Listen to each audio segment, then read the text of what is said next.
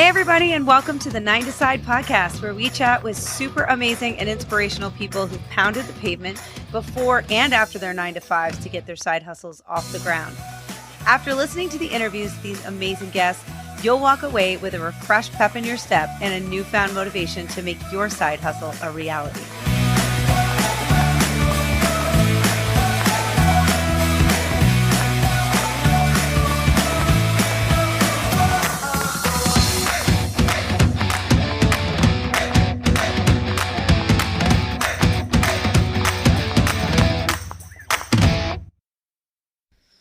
Hey, everybody, and welcome to episode 6 of season 2 of the 9 to Side podcast. Apologies for my super raspy voice. I feel like I've been sick for a decade and a half, but I think that's just standard now that the kids are back in school. But anyway, I know you all have heard the term starving artist. At least I have. It's very near and dear to my heart, not in a great way. But in my 20s, when I was pursuing TV hosting and trying to do all of the stuff that I was doing that was non-9 to 5, I feel like starving artist is always kind of tossed around as a negative kind of connotation. Like, well, you don't want to be a starving artist, you know, whatever. The artist is this broad term for anything that's kind of this non-9 to 5 thing that you're doing that if you want to pursue some kind of creative avenue. And so, yeah, I mean, for me, it definitely scared me. I did not want to be a starving artist. I didn't know how to make a living and provide the lifestyle that I wanted while also pursuing the things I want. So I bailed and I got a 9 to 5 and got health insurance, and the rest is history. You just need to have somebody to teach you the skills about how to monetize, you know, the skill set that you have. My next guest is particularly focused in people that paint and draw, mostly painting, but she, I think, is incredible because I haven't really found anybody or talked to anybody who does what she does, which is all about, her method is the profitable artist. And it's all about helping people monetize and sell the art that they make. And so what my next guest brings to the table is just helping kind of present that part of the business to them and how they can find that audience, tap into it, and sell the art that they're making so they can actually make a living doing what they love, which I think is so cool, which is what this podcast is all about, is doing what you love and figuring out a way to monetize it. This is my interview with Fiona Valentine. Welcome, Fiona Valentine. First of all, I have to say I love your name. Thanks so much for being here. I really appreciate it. Before we dive in to kind of the background, I wanted to just quickly up front, since this is, you know, all about side hustles, quickly just tell us the elevator pitch of your side hustle and whether it is, in fact, right now a side hustle or whether you've transitioned it to a full-time career. I'm now full-time in my biz, which started as a side hustle, and I'm a business coach. I help aspiring artists to paint for fun and for profit, even if they've never sold any of their work before. All right, so let's back up now that we've gotten a little bit of understanding on that, and tell us a little bit about who you are and what your background is, and then let's get started into how you kind of launched this side hustle, this whole business. I just love what you're doing with the whole side hustle conversation, because that's completely how I began, and just finding myself in, I think you used the word soulless job times, that it can just feel like that when we're doing something because we've got kids and we've got bills and we need to be working. I was fortunate to work for a great company and I learned so many skills, but it wasn't aligned with my passion at all. So I'm really grateful for those years of learning, and I got to do a diploma in business management while I was there and learn about finance and all sorts of things outside of my skill set, which previous to that job had been largely in the teaching space. I'd homeschooled my kids for years, and I'd been teaching in West Africa and in really small settings, small schools. So, and I love that, the people side, the teaching side, that's really who I am.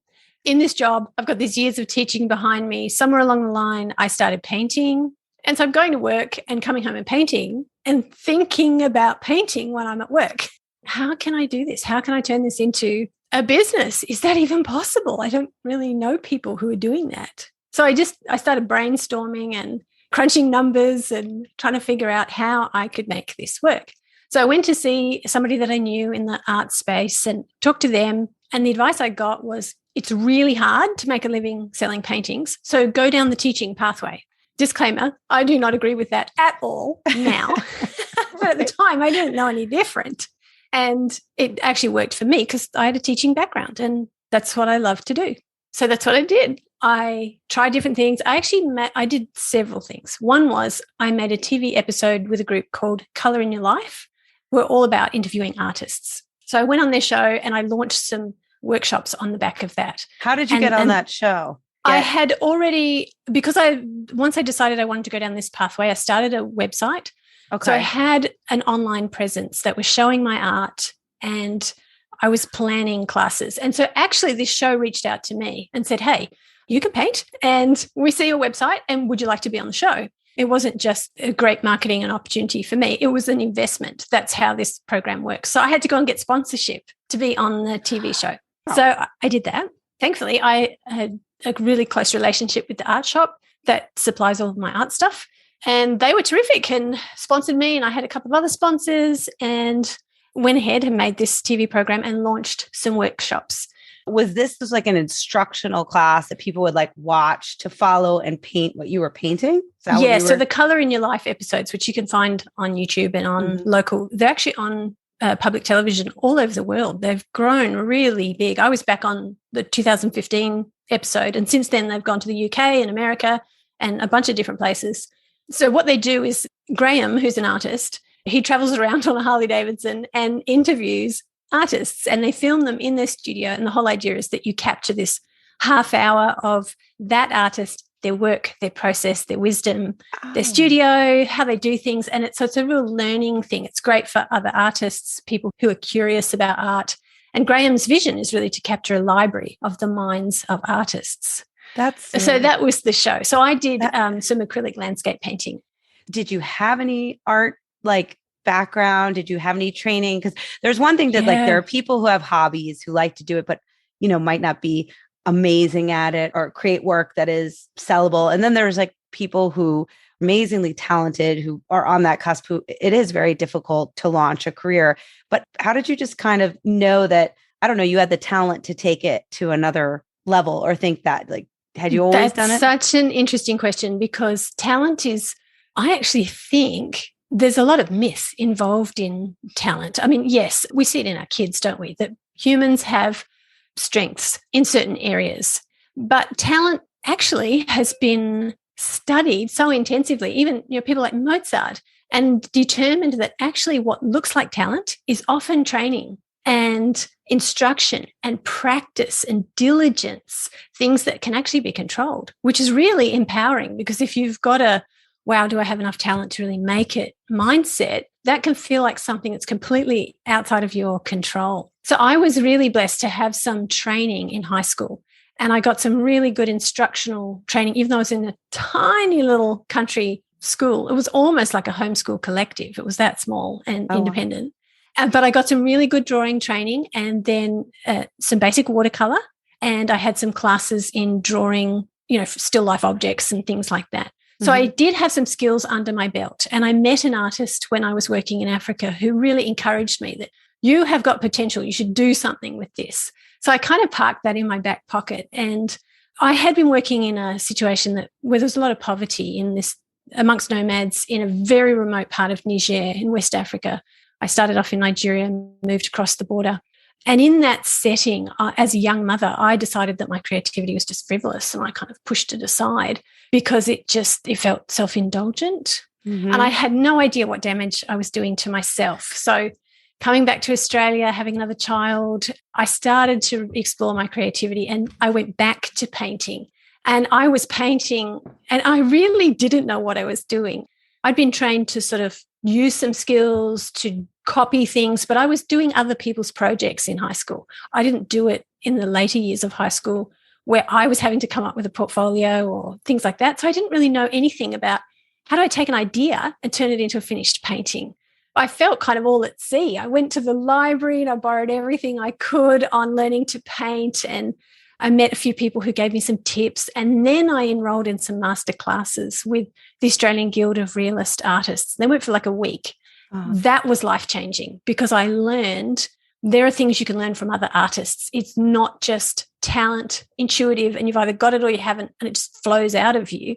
But there are actually things that you can learn, skills, drawing, design, composition, color. And there are theories about how we make the illusion of painting feel three-dimensional. And that was really exciting. Do you consider yourself like an artist in general, or do you consider yourself a painter, like specifically a painter? Yes, painting and drawing are my visual medium. Yes. Okay. So when I say artist, that's what I mean. For me, it's painting and drawing. Okay. Yeah. Got it. And are those the people that you work with in particular, or do you work with any kind of artist? I'm focused on visual artists, painters, drawers.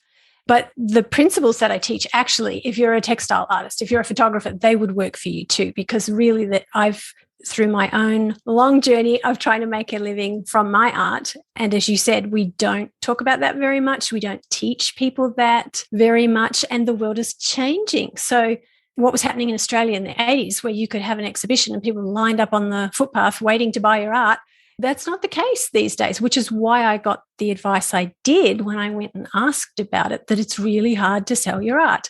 But we're in a really different situation now. And so I love encouraging the artist entrepreneur mindset and helping artists see that as an artist, you're an art ambassador and you're also in business if you want to make a living from your art. And you can take charge of that. You don't have to wait for a gallery to pick you up or somebody to give you permission or recognition. You can own your artist journey as an entrepreneur and learn how to market your work. And that's what I teach. But it took me a long time to get there. So talk to me about coming up with this idea. And I'm also really interested in you explaining I know you've got different kind of areas of your business. You've got like the method, then you have like a Facebook group and that sort. So just talk to me about how you got started, how you kind of came up with it. What were the first steps you took into kind of launching into this side hustle? So because I was going down the pathway of, okay, I'm going to use teaching as my vehicle to get profitable. And I had an agreement with my husband that when my side hustle was able to replace my salary, I would walk away from my job. Thankfully, because we got on the same page about profitability early, that really helped me be laser focused on profitability because I wanted out. Right. And I had a figure, I had a number to go for because I had a teaching background that really helped. And so I pulled together some how to explore different mediums and how to start in watercolor. And I did a luxury day workshop because I really wanted to encourage women particularly to say, hey, it's okay to make space for creativity in my life. This is going to help my parenting, my job, my whole person. And if I'm drawn to this, it's okay to indulge that. If it feels like an indulgence, it's actually far more valuable, far more important to bring your whole self to your life, because I hadn't done that for those years and I had paid a high price. How did you, raising two kids and having a husband and doing the 9 to 5 while you had your eye on the prize, which was leaving, but like, how did you carve out that time for yourself to even kind of start working on this side hustle and painting and doing that? It was definitely challenging. I was really thankful that I was able to drop from full-time to part-time, and I did some painting. And then when I was looking at teaching, I put together what I was going to do in terms of workshops. And really, I took the things I'd taught myself over the previous few years and the things that I'd learned that had transformed my painting. And because of my teaching background, it was fairly simple to just turn that into a teaching model. What was your first thought around launching kind of the side hustle and making this profitable for other people and like sharing this kind of? Yeah, well, that kind of came later because at first it was really a focus on, I want to show you how to dive into your creativity and how to start painting. And then I was asked to teach a watercolor class on the back of making this TV show by an artist, actually one of the artists who taught me in that Australian Guild of Realist Artists workshop that I told you about. And that was a fantastic opportunity because I walked into a retired artist teacher's class. So I got a full class of these gorgeous women who all wanted to do watercolor. So that was a really big chunk of making things work. And then I bumped into someone at an art fair and he said, if you want to, I know someone who's doing what you're doing. Let me get him to give you a call. And I'm like, oh yeah, whatever. Well, this lovely person actually did what he said. And somebody I didn't know on the other side of Melbourne rang me and he said, this is what I do. And he just laid out this beautiful plan. Send flyers to 4 schools in your area, go hire a cheap community room and teach a 1-hour class for 16 kids and show them how to do one project every week and charge this much. And I went, I could do that. So I did that.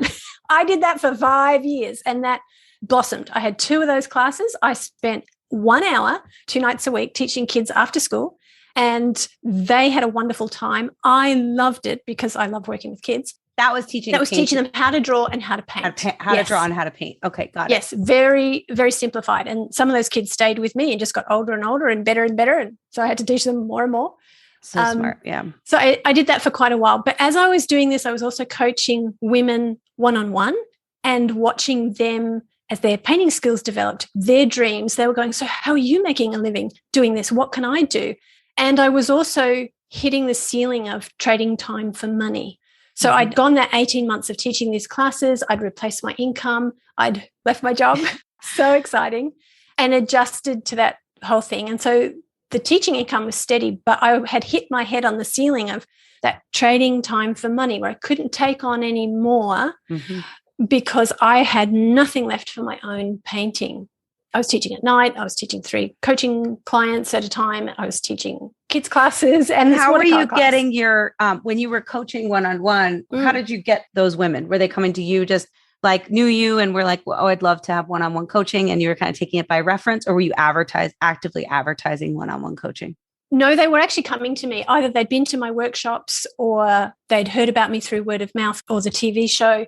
So it was kind of happening organically for a while there. And I realized that I was really loving that. I was loving working with adults, and I loved helping them step into their dreams and helping all of the doubts, the fears, the lack of confidence, the imposter syndrome. Who do you think you are?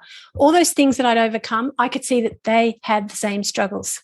So I'm a couple of years into moving my teaching online and sort of expanding that way, building courses, doing the retreats. A shift to online Zoom, kind of like, and were they recorded? Were you trying to do kind of passive revenue streams? Yes, exactly. Recording and people could buy it and watch and gotcha. Very smart. Yeah. So I was taking how to mix color. I teach a comprehensive color workshop so that you can mix hundreds of colors. Over my years of teaching, I developed 6 keys to painting. And I turned that into I did it as a live workshop, and that became a course as well, Conquer the Basics. So I have a question about creating the course, just for anyone who's listening, regardless of what they're doing, because I do think passive revenue and creating those, if you're doing a business where it is a teaching style business, super smart, is so smart. What were some of your steps? Did you have a business coach, somebody who advised you on how to package what you were? Obviously, you're a teacher, so you're good at that. But did you work with somebody? How did you take absolutely, that from I had your idea to actually learning how to communicate online, learning how to do the video side, learning how to package it, learning how to market it. Yeah, I did some courses, a couple of different courses, and I started a Facebook group to work with that for the marketing side. And then eventually I worked with a coach. But in that in-between stage where I was just learning, how the heck do I do this? I started a blog. So how do you write in the online space for people? This is not formal writing. This is conversational writing, which is a whole different thing. So I learned to use simple tools. I had a Weebly website, which I love. I still use. I've had it for 9 years. It's grown with me. And I can put my blog and videos on that site. So instead of going with Thinkific or Teachable or whatever, I built a course on my Weebly site. Oh, smart. Because I was bootstrapping everything. Well, I was going to ask that about the bootstrapping and the website creation and stuff, but just doing like an online past content course or something like that, investment wise, was it a big investment out of pocket? Like, did you have to? Yeah. Well, it was mostly in the training. So it felt like, I learned this piece, and then, actually, but I need this piece and I need this piece. So educating myself was expensive. Okay. So you did that, and then you've got those courses up and those are running. Are you selling your own art at the same time? Like, where's most of your revenue coming from? These courses? Yeah, it's definitely coming from the classes, because I had focused on that. I was still painting and I was still selling, but that wasn't, and I had prints and things on my website, but I wasn't targeting that. So during this COVID season of just having my live classes and my retreats shut down and going, okay, well, I really need to bump up the workshop, the online side of things. So I just talking over with my husband one day, and I had this epiphany that, oh my goodness, I thought I was teaching so that I could sell my art, So I'm teaching so I can become an artist. But actually, I am a teacher at heart. I'm actually even more passionate about that than I am about painting. Much as I love being an artist, I love painting, and that's my subject. I think that all absolutely makes sense. I have two questions for you as it relates to that. One, when you talk about COVID, do you feel like you saw a spike actually in people that were exploring their creativity? Because it's like, that was actually a time where everybody didn't have their 9 to 5s that they were crunching, and there was not a lot to do except other things. So if there was ever a time to pick up, I don't know, something that you were interested in creatively, I was just wondering if your business actually flourished more. Like people were like, yeah, I actually discovered during COVID that I love to paint, and I've rethought think my life. So many people did think that and did move into that, just exploring, experimenting, enjoying, rediscovering. And I think that was a really powerful time for a lot of people. For most of that time, I was trying to keep my live classes alive by doing them on Zoom. And as with any pivot or change, as every school teacher on earth will tell you, that learning to manage Zoom for teaching life is a whole thing.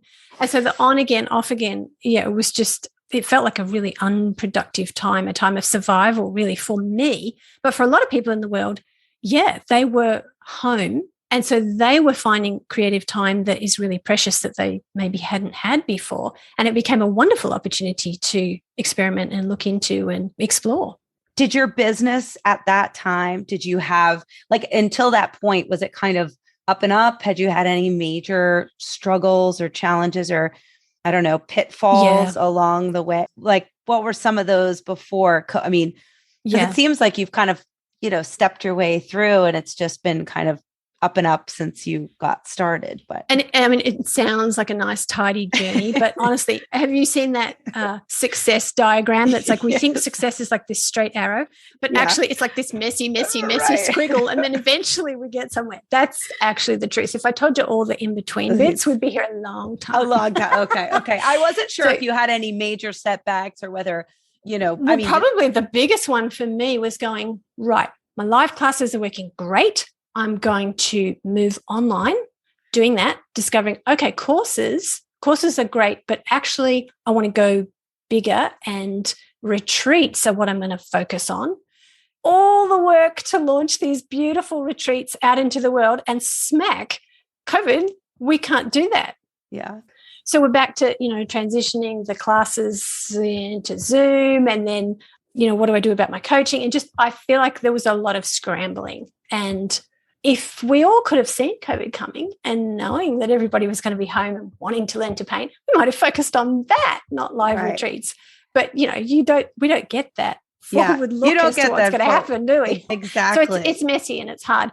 But in all the hard, I had already been developing my coaching program and putting that online. And it really became clear to me that that is what I want to do. And that is the profitable artist. That's your method. And is that like a patent method? I don't know. I mean, if you come up with a method that is your own, do you kind of, is there? Yeah. I mean, a lot of people trademark their method. And trademarks. So the profitable artist method is a 90-day coaching program. And it's a very clear and simple way to set up a business and a brand, a marketing ecosystem, so that you can connect your art with your customers in a seamless buying experience. So I help artists to set up their business, set up their website, the email, and the social media so that it all works together. So when they create a collection of art, they're sharing that journey with their ideal customers. And they've also got this system that supports promoting, exhibiting, and selling that online. So I just take them through those steps in a really simple, structured way. So would you say this is like the bulk of your business? Like the profitable artist is your method. Yes. It's what you're really passionate about, what you're promoting, what your big thing is. Okay.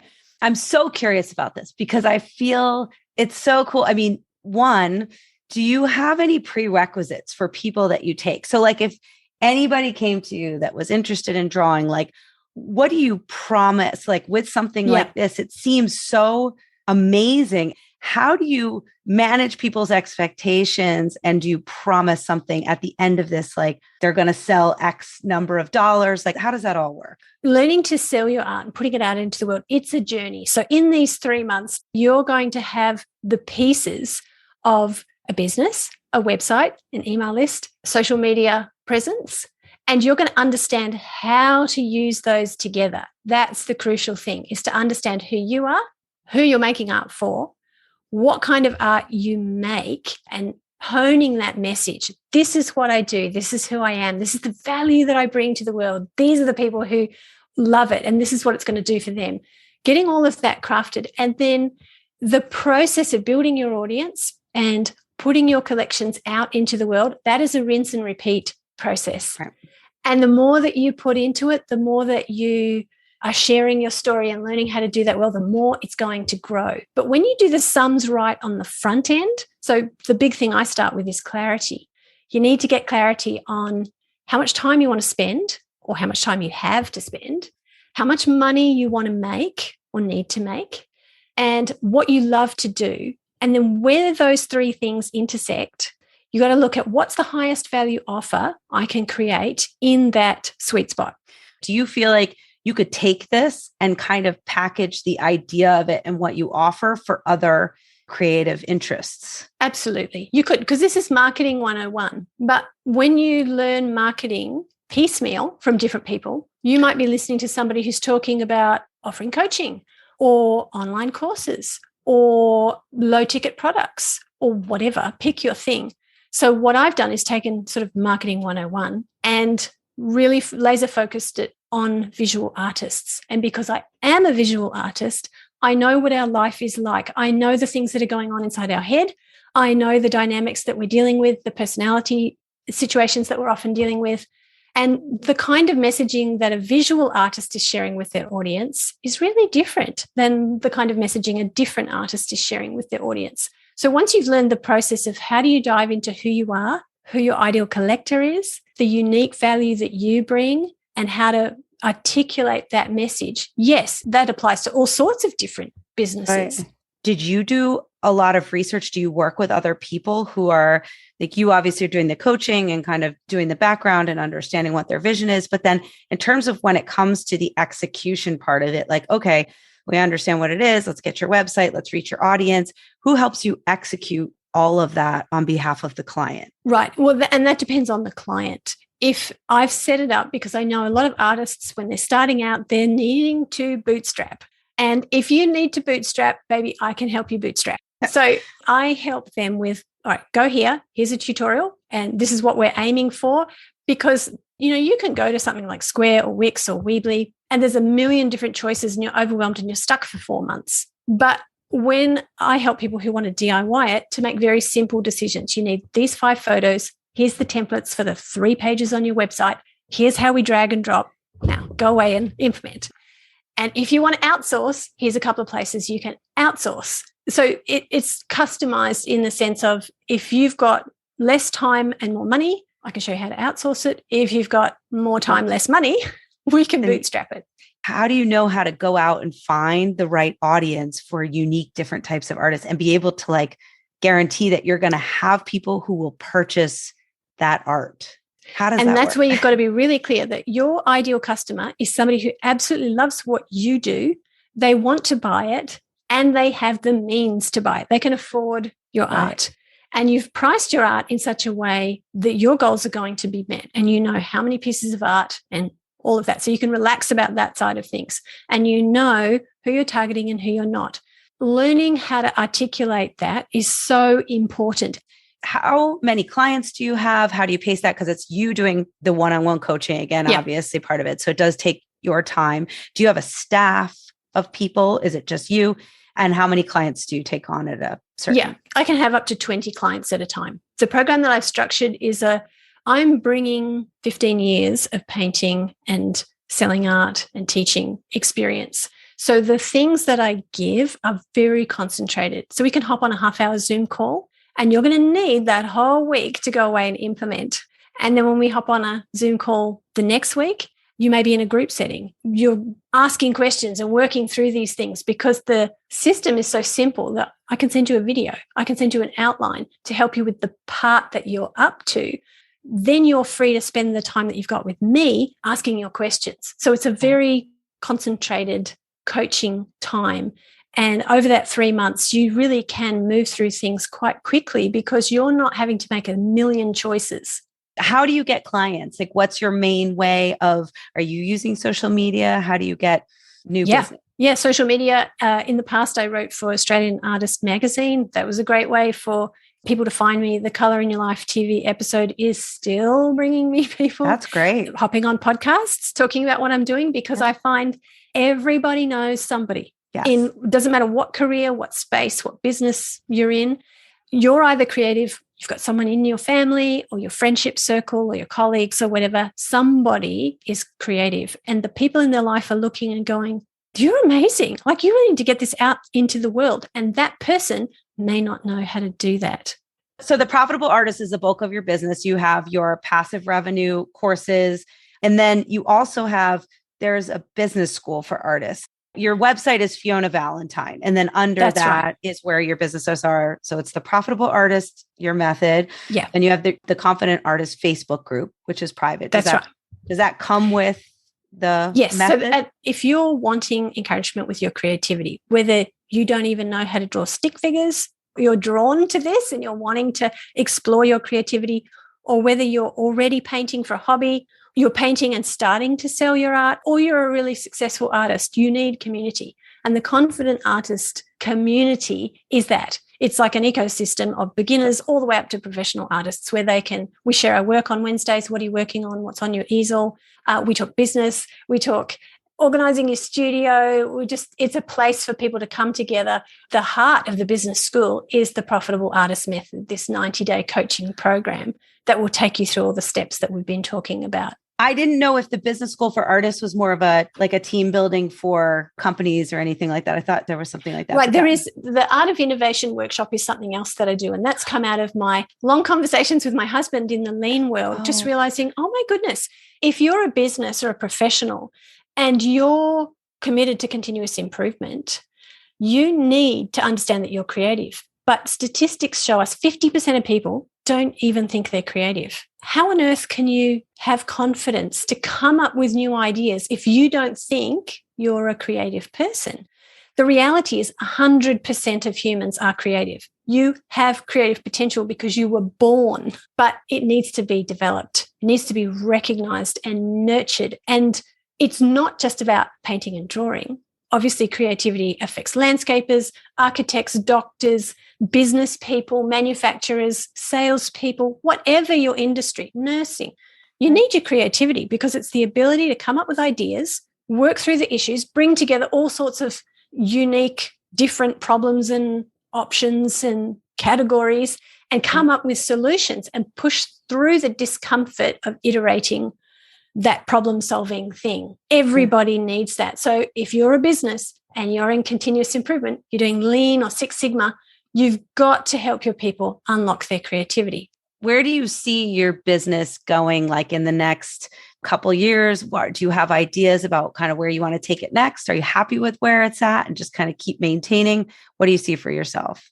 I really love what I'm doing with the Profitable Artist Method, and I would love to just keep refining and growing that and just have more automated resources where people can study and come to me for their questions and that sort of thing. So just growing that program, that's really where my heart is. And I love the flexibility that doing this gives me. And I'm looking forward to having, as that side of the business grows, just having some rekindling that space for my own painting.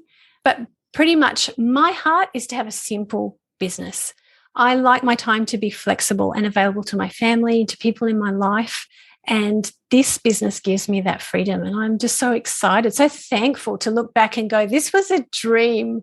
This seemed like an impossibility and it's happening. And I'm so grateful and just loving that. Was that a goal that you had in mind when you initially started it also, was just to allow, like, was it the flexibility also? Okay.